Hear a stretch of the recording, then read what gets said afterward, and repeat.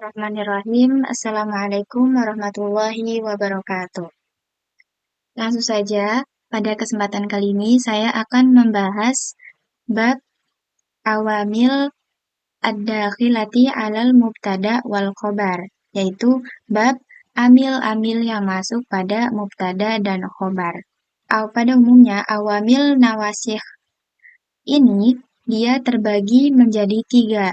Yang pertama ada kana wa akhwatuha, yang kedua ada inna wa akhwatuha, dan yang terakhir ada donna wa akhwatuha. Nah, pada kesempatan kali ini kita akan membahas tentang awamil yang terakhir, yaitu donna wa akhwatuha. Sebelum kita masuk, kita membahas mubtada dan khobar terlebih dahulu. Nah, pada awalnya, mubtada dan khobar ini memiliki kedudukan yang sama-sama rofa, di mana mubtadanya rofa dan khobarnya rofa. Namun, ketika dimasuki oleh awamil nawasikh atau amil perusak, maka mubtada dan khobarnya ini bukan lagi menjadi rofa. Bisa jadi menjadi nasab ataupun majzum. Nah, langsung saja untuk mengetahui perubahan dari mubtada dan khobar ini, kita masuk pada pengertiannya terlebih dahulu. Nah, hadzal babu mun'aqadu lil awamili ad-dakhilati 'alal mubtada'i wal khabari. Nah, hadza ini kenapa dia bisa dibaca hadza tidak hadu?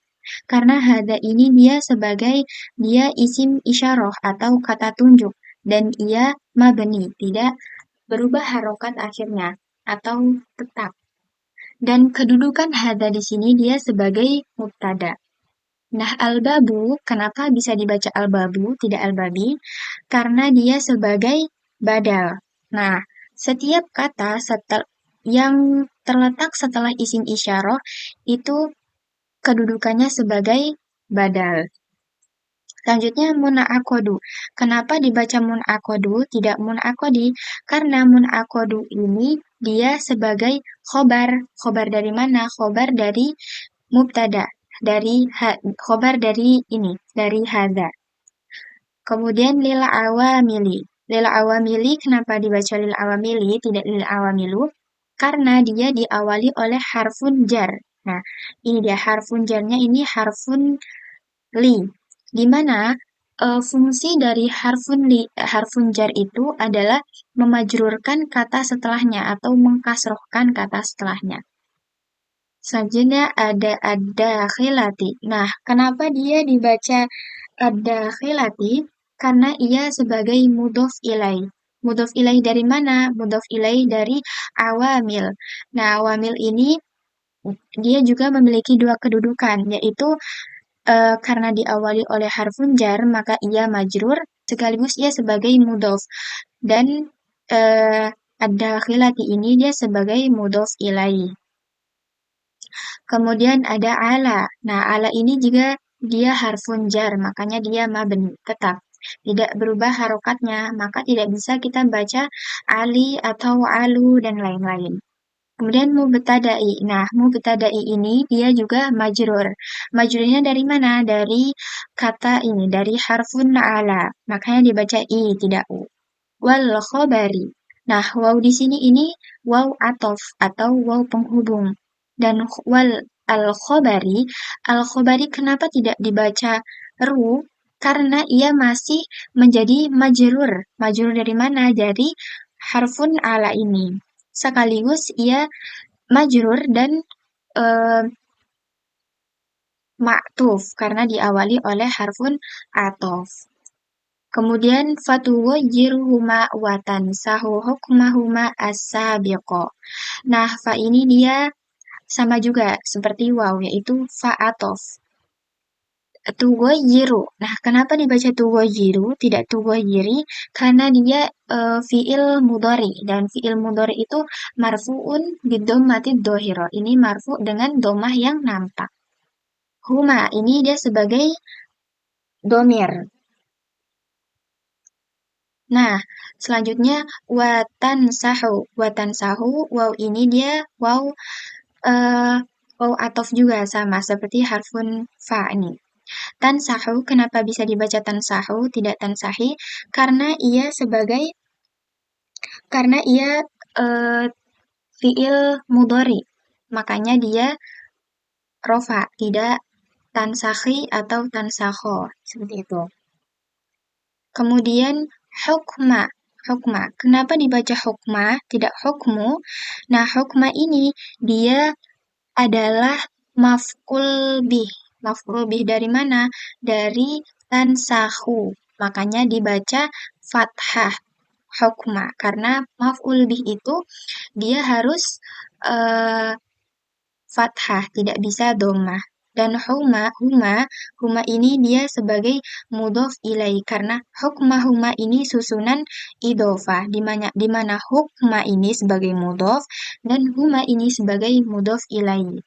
Selanjutnya asabiqo. Nah, asabiqo ini dia naat.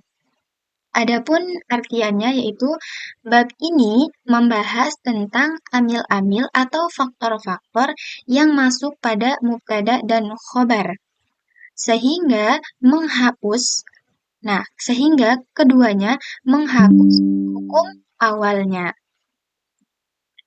Nah, adapun pengertian dari donna ini, nah, bisa dilihat donna wa akhwatuha fa innaha tansibul mubtada wal khobar ala annahuma maf'ulani. Nah, donna dan saudara-saudaranya ini dia itu menasobkan mubtada dan khobar. Kenapa? Karena keduanya sudah berubah harokatnya menjadi kedua maf'ul, tidak lagi menjadi mubtada dan khobar namanya. Nah, adapun beberapa fiil ataupun beberapa kata kerja yang memiliki artian sama seperti donna, yaitu pertama ada hasibtu, sailtu, za'amtu, ro'aitu, wattakhidtu, waja'altu, dan wasami'tu.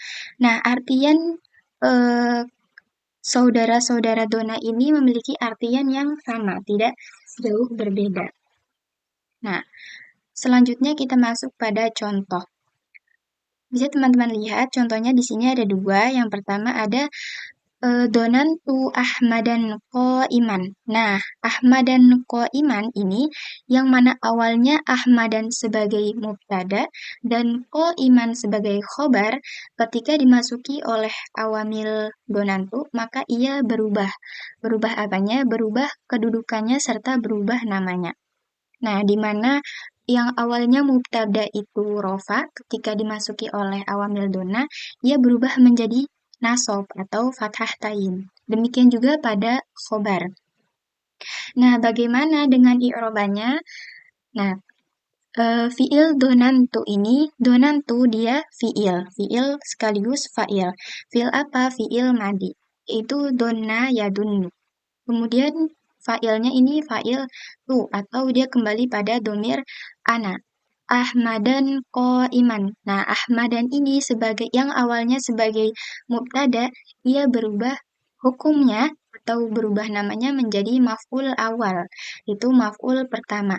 Dan iman yang sebelumnya sebagai khobar, ketika sudah dimasuki oleh awamil donna, dia berubah menjadi maf'ul tsani.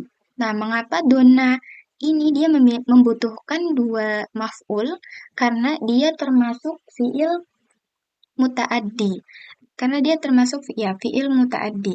Dan membutuhkan dua fa'il ini untuk apa? Untuk menyempurnakan kalimatnya. Jikalau fa'ilnya hanya satu, maka tidak sempurna kalimat tersebut. Contohnya seperti donantu Ahmadan. Saya menyangka Ahmad. Nah, apa yang akan disangka pada Ahmad?